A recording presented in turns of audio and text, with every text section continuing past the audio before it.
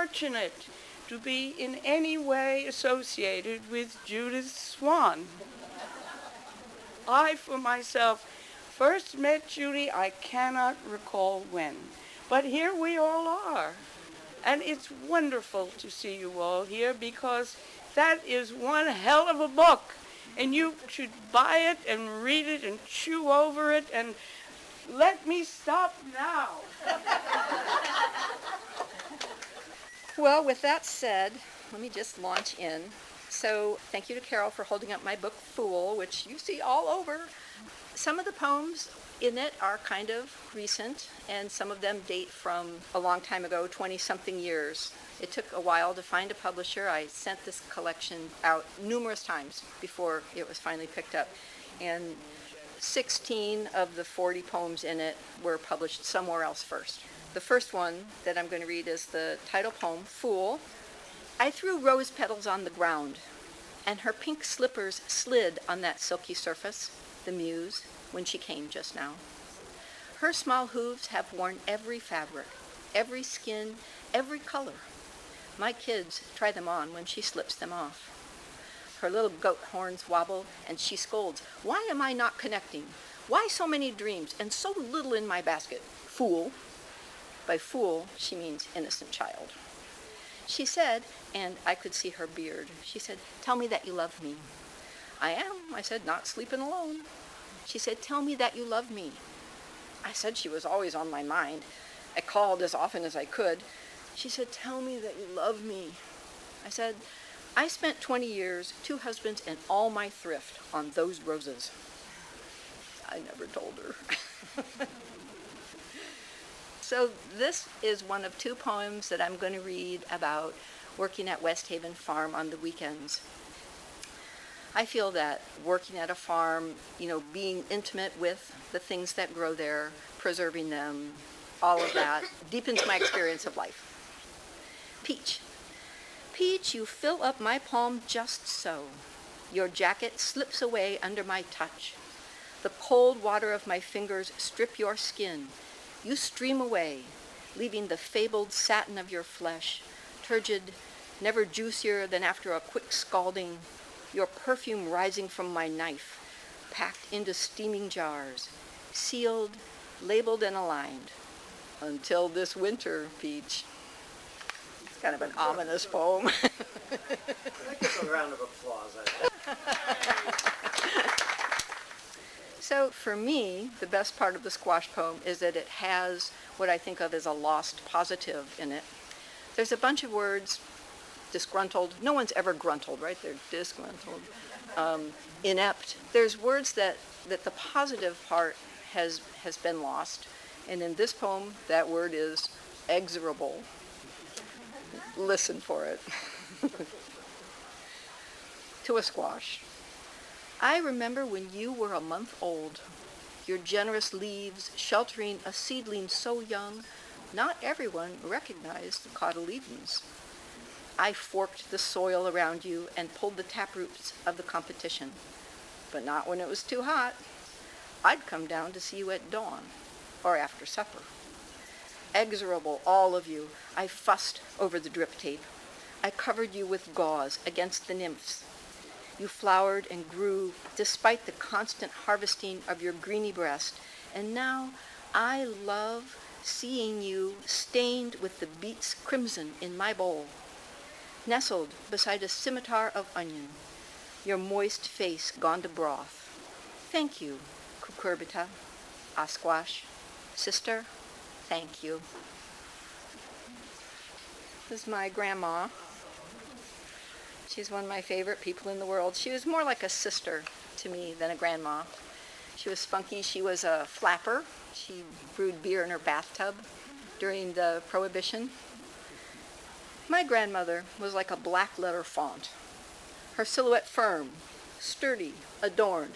The cut of her bosom like a fracture pea, riding low on the stem, full with a shelf-like top where I once tried to lodge my youngest sister, an infant who slid off and off, as if down a diagonal hairline, bisecting the capital S of Stumpa, a nickname appropriate to her small X height, and that her belly came a little out above her girdle, competing with her breasts, but not losing to them, whose weight stress was decidedly non-vertical, buttressed by a bra worthy of Volkswagen. My buxom little grandmother's breasts sail before her like a ship.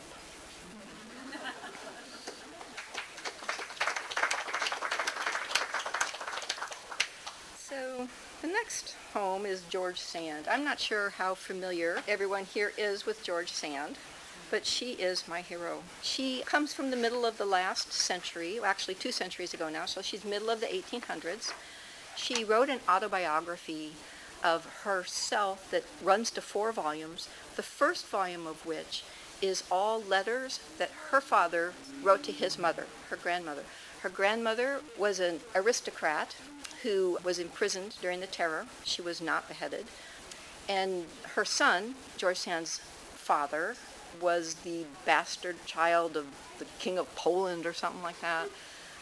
So very romantic. And in many ways, George Sand's writings are romantic and sort of rurally based, rural fairy tales, well worth reading.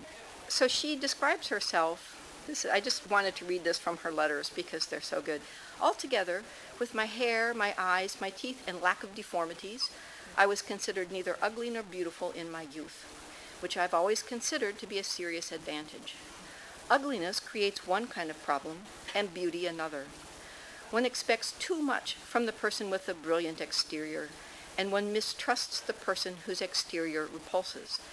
It's better to have a good middling face that neither astonishes nor frightens. I'm writing about my face now so as not to have to revisit the topic later. In the tale of a woman's life, the chapter about her looks can go on much too long. I will conform to good usage as I understand it. Eyes, black. Hair, black. Forehead, ordinary. Complexion, pale. Nose, well-formed. Chin, round. Mouth, middling. Height, 4'10". Other marks, none. So here she is. She was married to a boor alcoholic guy, and she left him to go live a life in Paris. And to wear dresses and walk around the streets at that time would have put her in danger socially, so she adopted the trouser costume.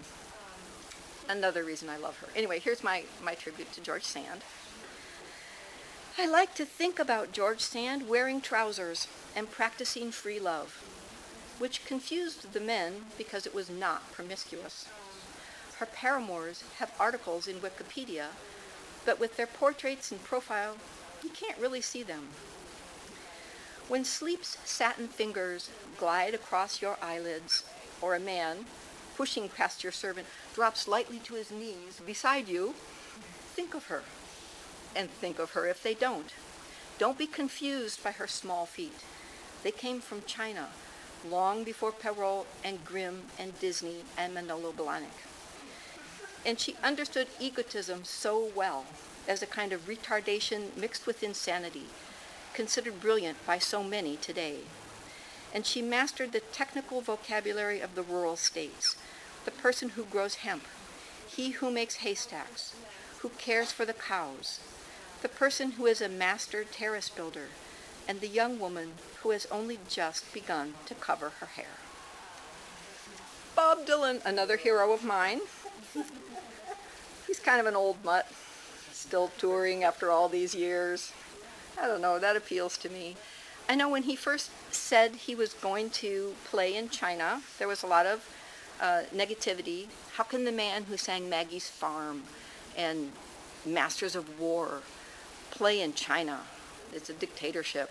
You know, he played anyway. It was great. So this poem starts out with a dialogue between me and my son it's called Live at the Beijing Workers' Gymnasium. I explained it as well as I could. I said, Dylan is God, and there's no God but Dylan. A joke on Islam for the great Minnesotan. Explain it to me better, Mother, he said.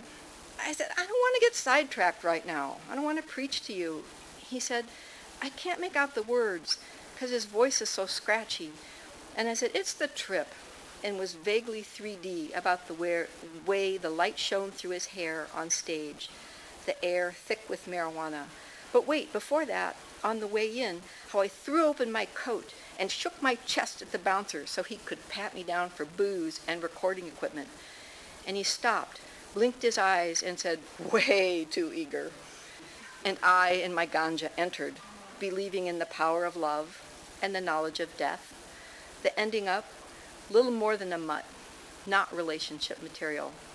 Tonight, pushing 70 in Shanghai, he wears a necklace of Yaopan holly berries and sings my wife's hometown. All right. So I'm going to read one poem that's not from the collection. I just wanted to be honest about the fact that this poem that I'm going to read is actually a calque or a rewrite or a parody or another rendition of something that Chaucer wrote. He's complaining to his patron that his purse is empty. He wants to be paid. Similarly, my narrator is complaining about her old, dry purse. And anyway, here it is. Complaint to her old, empty purse. Oh, I should say, this was recently published in a journal called Cliterature. Just saying. Just saying. To you, Big P, and to no other squeeze, I complain because you're busted or on strike or lost your keys as winter roars in and your gray hairs freeze. The stupendous peace of this pea-free space, this unperturbed and shudderless base, is paper thin and paper white. These drapes the last of Lang Syne's lust, with pink knob under bald, always at ease, tidy and intractable, despite a sea of testosterone chaps with ligament-laced togs, suitable for Grecian base. To you I toast. I've loved you, origine du monde, origin of the world in French.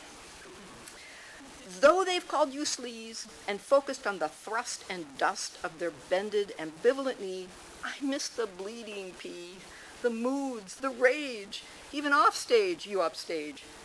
So take this complaint, old friend, old sister dear, and stuff it in a sachet with vetiver and sage. The next piece I'm going to read is actually from the book that Jack and I did. Jack will give you a much better overall view of Stickman, our hero. But in my small offering, I'm going to read this piece. Our hero Stickman cites a line that Muhammad Ali, in his collection of taunts, tossed out to one of his opponents, Ernie Shavers, who was called the Acorn because of his baldness. So here it is. I will crack the acorn. In this age of cynicism and perpetual letdown, who or what can be heroic?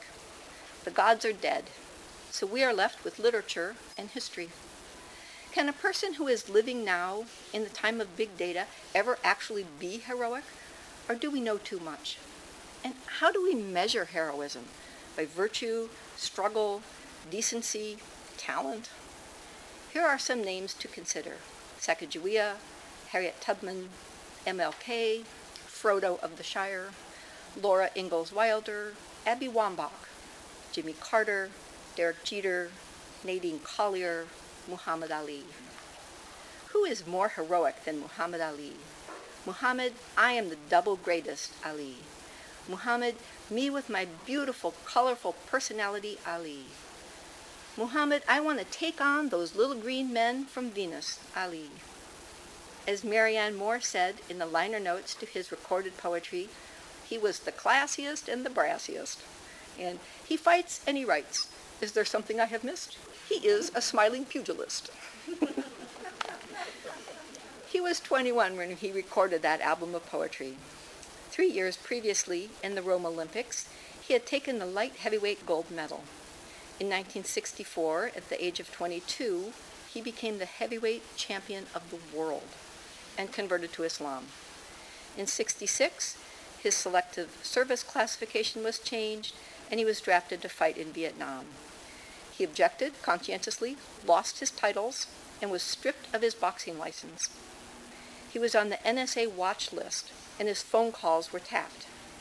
In 1971, the Supreme Court sided with Ali, and in 1974, he won again the heavyweight championship.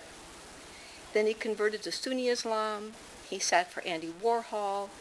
In 1978, he lost the title again, and for the third time won it back. In 1984, he was diagnosed with Parkinson's. In 1987, with pugilistic brain syndrome. Proud to be black, free to practice the religion of his choosing, master of his gifts, principled, persistent, poetic, Ali gave to common discourse the phrases rumble in the jungle, float like a butterfly, sting like a bee, and I don't have to be what you want me to be. He was an inspiration to Martin Luther King, Kareem Abdul-Jabbar, and Bob Dylan. It's said that he could land 17 punches in the time it takes to count one Mississippi to Mississippi.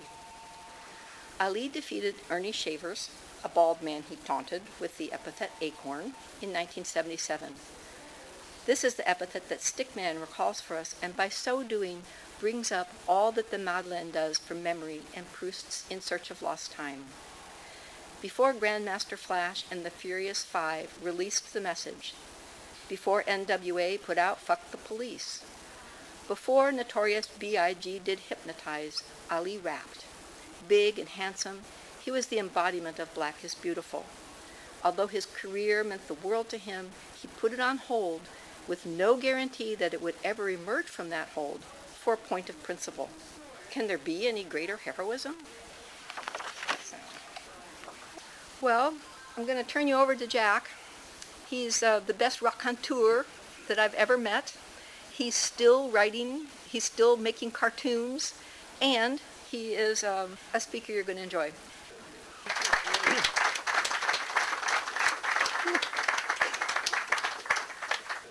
Well, let me first make it clear, the meat of this book is Judy's essays. My comics are a useful scaffolding for a book about the 1970s since they make lots of relevant but often obscure references to that decade. But on their own, they don't say a great deal about anything. On the surface, at least, beneath that level, Judy has actually convinced me that there's probably something there, and the essays make that point pretty effectively. So I think she's done a wonderful job with this, and I was so happy that she was willing to work around these old comics, which left on their own would have gone down into the dustbin of history. I started law school as a 20-year-old, and these comics are now twice as old as I was then. So we're really peering back at a very different time. When we look at Stickman, this is not anything that we've experienced for a long time. Many things have improved since then. Some things have gone in reverse, but just because all of it's been gradual doesn't mean that it wasn't significant. Law school in the 1970s in the South, and remember, Richmond, Virginia was the capital of the Confederacy, was different than living in Ithaca and going to Cornell Law School today. There was a much more limited selection of courses available, but no shortage of studying for anybody. That hasn't changed.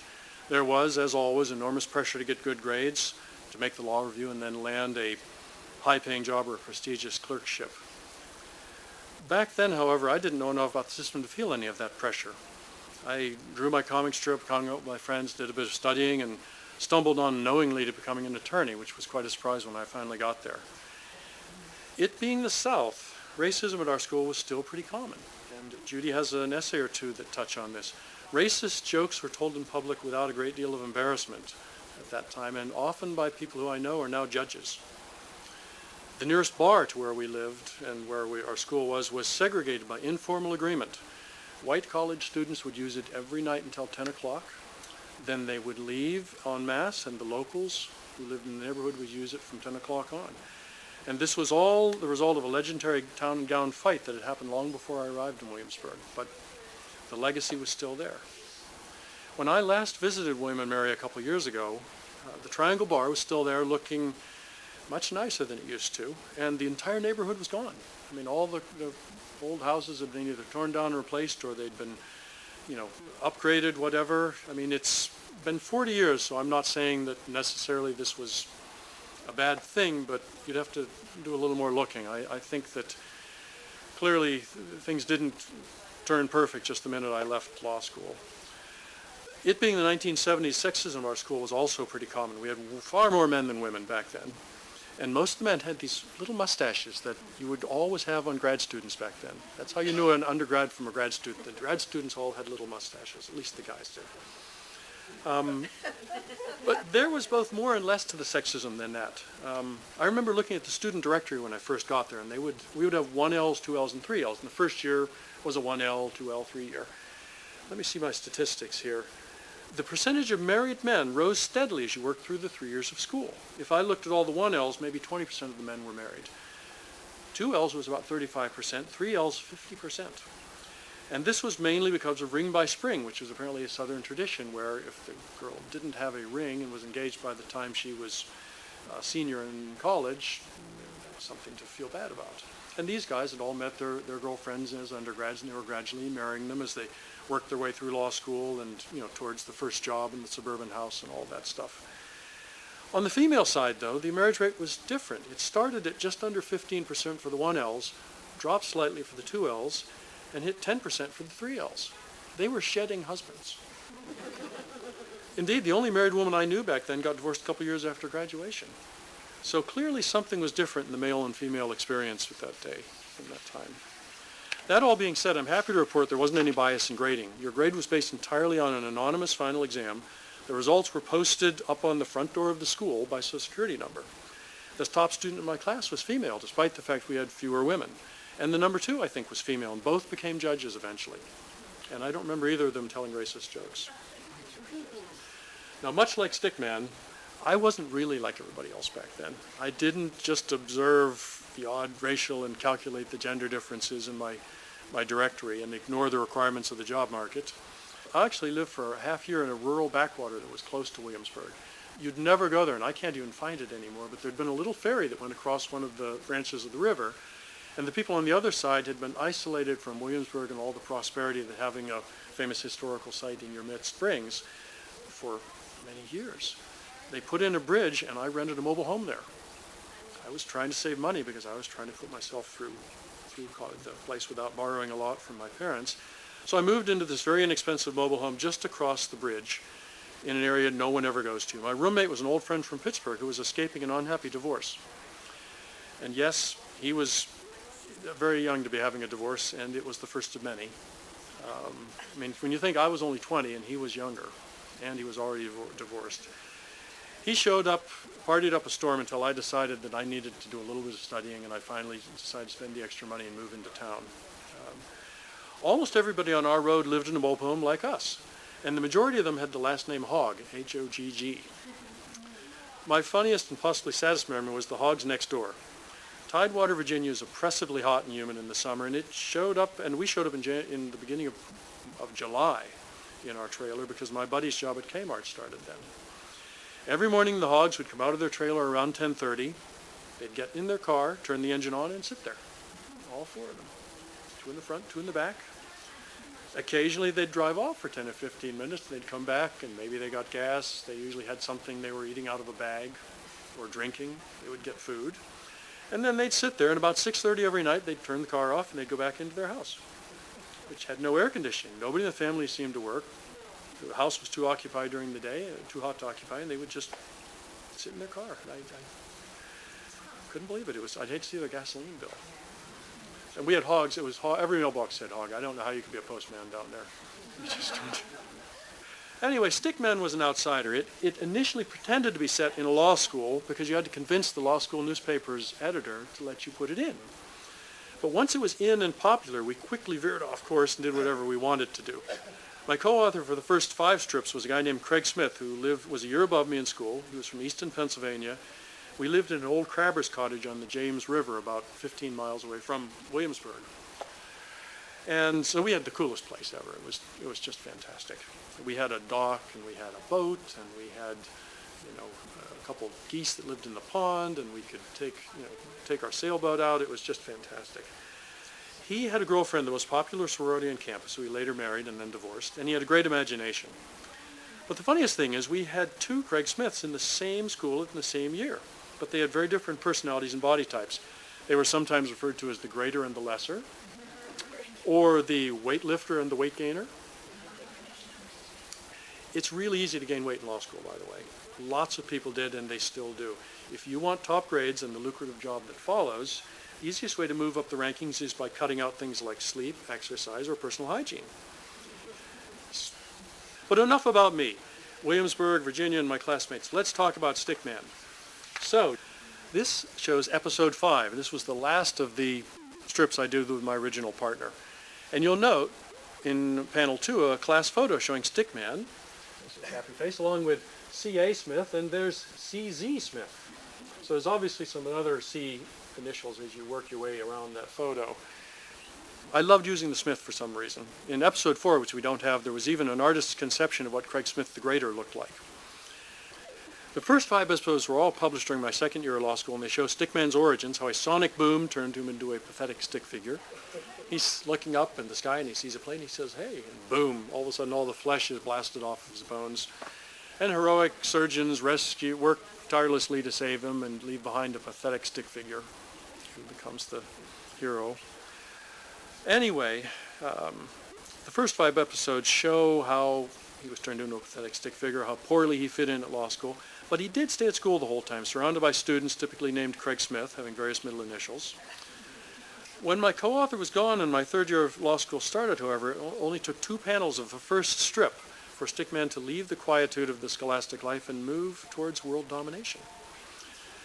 Interestingly, the quote that was most popular at the time and ended up on t-shirts at school briefly was, "Truth can be a bitter fruit and I offer it to you in a soup spoon," which seems pretty random, and my kids feel that way about everything I do these days, but law school was strange back then. Now we're looking to episode 7. There he is over there. Look, he's playing professional football. He's unbeaten, untied, and unbelievable. He's stopped the Browns. Well, that's the problem when you're a stick figure. What number could they give you that wouldn't exceed the carrying capacity of your jersey? So, and that label, which is upside down, shows that magazine was originally mailed to C. Smith. So it's yet another Smith. Let's go to the next one. This is another strip that was a turning point. For some reason, people loved any panel that included Stickman's head, all round and simplistic in odd surroundings. Panel 2 was particularly popular. There he is at the center of the world. In episode 9, I even drew a Stickman bong and mini toker, which were fully functional, looked just like his head. Now you see Mount Rushmore. He's on Mount Rushmore, and back then we didn't realize that fifth spot was reserved for Donald Trump. Anyway, in the last chapter of the book, the law school editor, it's not just me, he's quoted as explaining why people liked Stickman so much. He said, "I liked it better when any long or round object suggested the body or head of the stick." So I'm not making this up. Other people actually thought his head shape was very cute. Now we need to go to episode 12. We called that the many horrible faces of Stickman. Because people loved seeing his head, I figured if I could jam a whole bunch of them into one panel, it would be very popular, and then I could actually do things with the rest of my strip. So you see there's only one Stickman here, nothing else, but I got them all in at the end. And I always thought that's a terrifying thing, and anytime there was a big change or just some sort of disruption or trauma coming, the many horrible faces of Stickman would appear as the sort of the clue that you should be very, very afraid. And I always think it's like Edvard Munch's The Scream, actually. It has that classic sense of terror to it. Now, this is episode 14, which is I wrote a typical episode full of jokes and pointless references. In panel 2, a dog can be seen at the lower right thinking, "I want rice pudding." In panel 3, the Richmond News headline is, "Dog wants rice." In actuality, a married couple who were both in my class had a dog that ate rice pudding on a regular basis, and lots of people knew that. So the reference wasn't lost on everyone at school, just everyone who's seen it since then. Even as the rest of Stickman's world was in chaos and the crowds were marching off, destroying everything in their path, there was still time for a dog with a strange diet. Now we're looking for the all-American comic. It was wonderful, just wonderful. Stickman, circa 1958, overheard after a dinner date. Well, who is the Florida girl Stickman has dinner with? That's Lynn Norenberg. She was an academic All-American in basketball, daughter of a Florida surgeon, sometime girlfriend of one of the students in my class, the guy whose face hung off the other end when we didn't actually look at him. And she has achieved some fame in later life. She coached, she worked for the WNBA, eventually became the third wife of NBA Hall of Famer Rick Barry. Only female athlete in any sport at William & Mary to have had her number retired. She was there at the same time Jon Stewart was playing soccer for William & Mary. And she also was the champion in discus. And how often you see a 5'8", point guard who also can throw a disc at state championship distance, I don't know, but there was something remarkable about her. And she was a class act across the board. And she's honored thus in our comic strip. It's probably the greatest honor she's gotten, to be honest. Now, episode 20. Man, oh, there he is. He's an ordinary boy on his way to Virginia. This shows just how random the story was. Did I have a grand design in mind? Did the 70s have a grand design in mind? Of course not. When I graduated from law school, I got my old rock band to agree to drive down to Williamsburg with me to play at a graduation party. My car, loaded with amps and guitars, died as we passed York, Pennsylvania. It was a 1961 Mercedes 190B. It was very hard to get parts for. It was a crummy car. No, I gave it away finally because I couldn't get parts. So we stayed in York for 4 days while the local garage bought and ordered and obtained what we needed. So I missed my graduation and all the parties entirely. Having never graduated from high school and having missed my college graduation, this is why when my children graduated from high school, I was like, wow, this is how it works? That's pretty cool for the first 10 minutes. York is an amazing place. It's like Springsteen with Racing in the Streets. You could see the Main Street people roaring up and down at night. And so I decided I would share it with Stickman's readers. There actually is a Kiwanis Lake, which is a park surrounding Kiwanis Lake, and they have a miniature Statue of Liberty on an island in the middle of their little lake. It's like the sort of thing you'd put on your mantle, except 20 acres. It's real madness. There is also actually a weightlifting Hall of Fame, at least it was there then, and it was in the same building as the Barbell Bar, which is where they're getting their high-calorie milkshakes in the final panel. When I was there, I met a guy who'd spent 2 years in a local prison for selling marijuana. And not long after he was released, the prison was taken out of commission, and people cut holes in the fences and broke doors down, and he used to like to go over there and get into his old cell and get high. And I thought, well, that's payback, I guess. And now I think we're going on to one where the Beatles are on the far right. There they are, episode 25. If Stickman hadn't been removed from the school paper a year after I graduated, he would have seen the world next through the eyes of Ringo Starr. And you can see they're all there except Ringo, and there's Stickman. Which I thought would be fun. Go through the history of the Beatles and let him be a viewer. What happened next? What would have happened next? Well, let me read to you quickly from the book, and you'll know. As always, the last published episode of Stickman promised much, but delivered relatively little. What would have happened, or more correctly, might have been promised, can only be hinted at by two surviving documents. I found a letter from the editor, written to me in February of 1981, after all the strips we've seen had already been drawn. If you could, we could use some more. I decided to scratch the t-shirt idea for now. The response to the funnies has been good, but I liked it better when Stickman was absurdist, when he lived close to the edge, as they say, taking on the accepted norms of philosophy and politics, when any long or round objects suggested the body or head of the stick, when there was little coherency between installments. I must have felt really being complimented. Wow, little coherency. That's me. I'm sure the judge will say the same thing when I write my first legal brief. There's little coherency in this entire case. Dismissed. Then I found a rough sketch of what would have been the next strip, which was titled Our 40th Comic. And the first panel said, I always put a little quote or something up there. It said number 9, number 9, number 9 at the top. And then under here it said a quote of a modified quote from the book. What book? What quote? Who knows? It was pretty random. A second crudely drawn panel showed Stickman checking into a hotel, assumedly as one of the Beatles on tour. The third panel showed him walking down a hotel hallway towards room 112, being greeted by an unidentified person looking out of the next room. No words had been added. Sadly, the world will never know what existential challenges faced the chastened but still young enough to start a new Stickman. For there's another letter from the Advocate's editor, who as a third-year law student was about to graduate, to me, this one dated April 26th. No tears, please. Bad news. The new regime editor, and I've left his name out to avoid the embarrassment because, Like the guys who turned down the Beatles when they were trying to get a recording contract. You don't want to be known for that. So this guy does not want Stickman in next year's paper. He said if you would like to send them, he would post them on the bulletin board next to the student lounge. Well, the response was swift and terrific. A petition to save Stickman garnered over 140 signatures, all of whom were first and second year students. Then in parentheses, a rival petition entitled simply Death to Stickman was signed by 27. But Stickman was always known adversity. Despite that, the new editor, who shall go nameless, held his ground. And that was the end of Stickman. So it was interesting. There's lots of other great stories, lots of interesting people, lots of sad tales. By the time a comic strip gets 40 years old, some of the original people who read it are gone or have had something bad happen. But it was interesting. It was a good decade, fun decade. I think I said in the book, the 70s were an odd time. It was clear by then that the decade no longer had any hope of rivaling the magical and deeply significant 60s.